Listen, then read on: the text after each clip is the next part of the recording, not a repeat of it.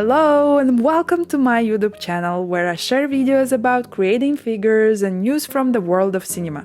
Today I'm showing and discussing my recent project Doctor Strange. The 3D model was 1:6 scale, which would be around 40 centimeters after printing. That was too large for me, so I scaled it down to 70% of the original size, making the figure a bit smaller. Printing took a little over 80 hours, including all the work around printer. This includes preparing files for printing, setting up the printer, washing, drying and curing the parts under the UV light. The actual printer runtime was a bit more than 73 hours overall within 7 sessions. Each new session added about an hour for all the mentioned above steps. Additionally, after every 2 print sessions, I leveled the bed and drained the resin, which sometimes extended the process even further. I cleaned the parts manually using a toothbrush. Please don't judge me because I use water-washable resin. I previously tried using a cleaning machine from a Legu, but it didn't perform well. It didn't wash out resin excesses, leaving them in seams and other areas. That's why now I clean the parts with a toothbrush.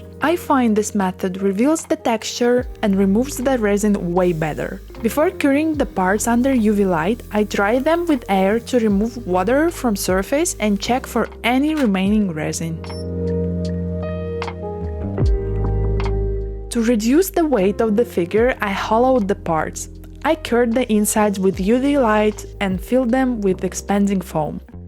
Be sure to not to overfill as the foam expands significantly.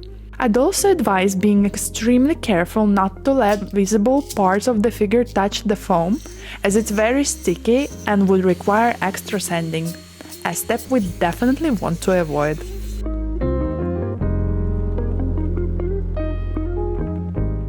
I glued together all the 9 parts of the cape, and over the next 2-3 days I spent time sanding to remove the seams. I used both a machine and manual sanding, from time to time applying primer.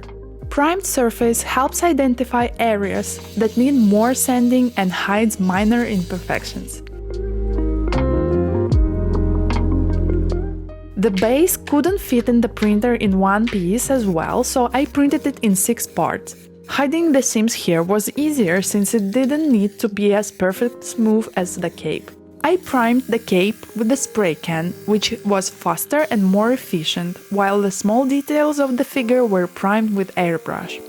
For the first layer, I used black primer, then highlighted protruding areas with gray and white primers to work on the light and shadow. This creates a solid foundation for further color work.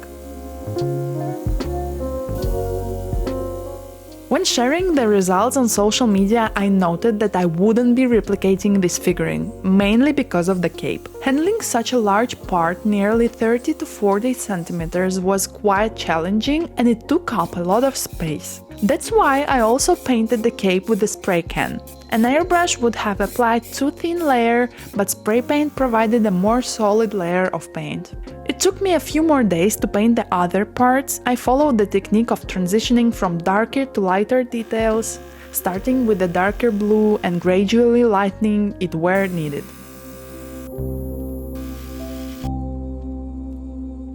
For the small silver details, I use regular thick acrylic paint, which applies evenly without spreading out like airbrush paints if there's more than needed.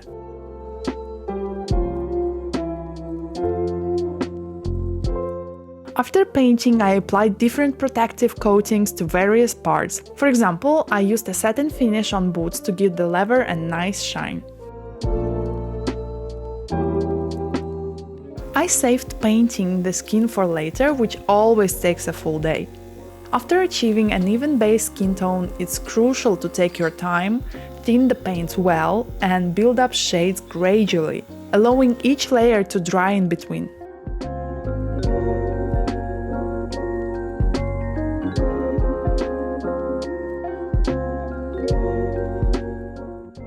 By the way, I decide what to paint next based on how dirty my airbrush is. I usually save gold paint for the moment when I feel the airbrush is on the verge of needing a full cleaning. The most enjoyable part is the final assembly. I securely glue all the parts together, carefully applying glue to all the joints. For the base, I found that using a piece of artificial leather works really great. It looks stylish, ensures the figure stands softly on the shelf, and nearly eliminates the chance of the paint damaging the surface of the shelf or table if the storage wasn't acceptable. I cut the leather before painting to avoid accidentally slicing or damaging the finish with a scalpel. Painting the base also took about a day. I wanted it to stand out with some contrast, so I combined warm tones like gold with cool ones such as blue and purple, accented with the golden trim. It turned out pretty well, even though I generally don't enjoy painting bases. After finishing the painting, I glued the leather to the underside of the base and assembled it with the figure.